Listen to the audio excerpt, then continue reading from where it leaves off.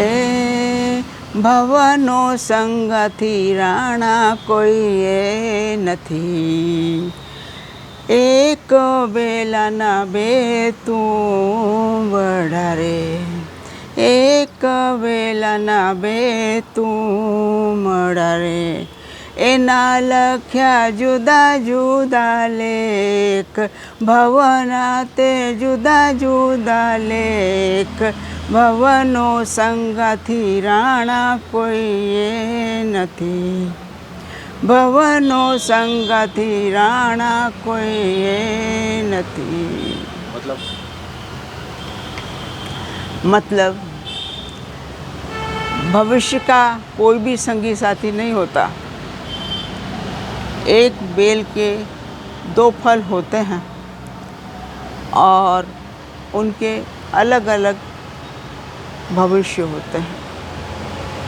कोई किसी का कैसा है तो किसी का कैसा है, बस ये बात है। तो प्रकृति भी अलग अलग हो गई दोनों की। दोनों की प्रकृति भी अलग अलग हो गई है, तो एक ही बेल के फल, लेकिन कोई खट्टा है और कोई मीठा है, ये इसकी बात है। तो इसलिए इसका मतलब यही है कि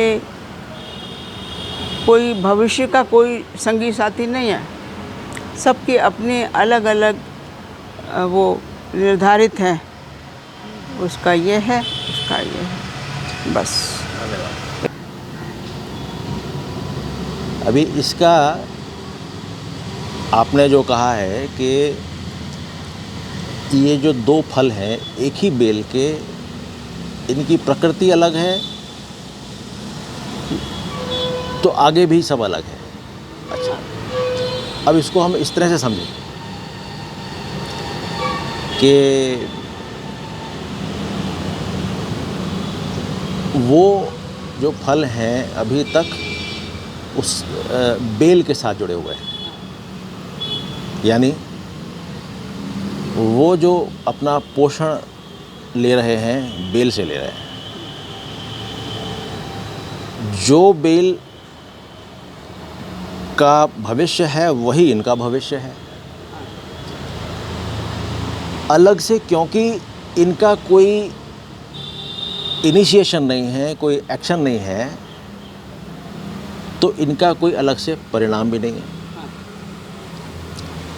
परिणाम इनका बेल के साथ है, जो बेल का वही इनका। अब जैसे ही ये फल बेल से कटे, यानी क्या हुआ, इनका अपना अस्तित्व हुआ। जैसे इनका अस्तित्व हुआ, इनके सारे जो सब कुछ इनका अलग हो गया, यानी कि इनका सर्वाइवल अलग हो गया, अपनी प्रकृति के हिसाब से इनका भविष्य अलग हो गया, है ना। और क्योंकि प्रकृति अलग है और भविष्य अलग है, तो यही डिटरमाइन कर रहा है कि उनका अगला जन्म है या नहीं है। पर जब तक ये उसके साथ जुड़े हुए थे तब तक इनको कोई प्रॉब्लम नहीं थी, इनका अलग अलग अस्तित्व नहीं था, ये माँ के ही हिस्से थे। इसको दूसरी तरह से हम ऐसे देखें, अपना जो ह्यूमन फॉर्म है उसके अंदर जब तक बच्चा माँ के अंदर है तब तक वो, उसका अस्तित्व अलग नहीं है, उसका आधार कार्ड अलग नहीं बनता। जैसे ही वो बाहर आया उसका आधार कार्ड बनने का वो अधिकारी हो गया।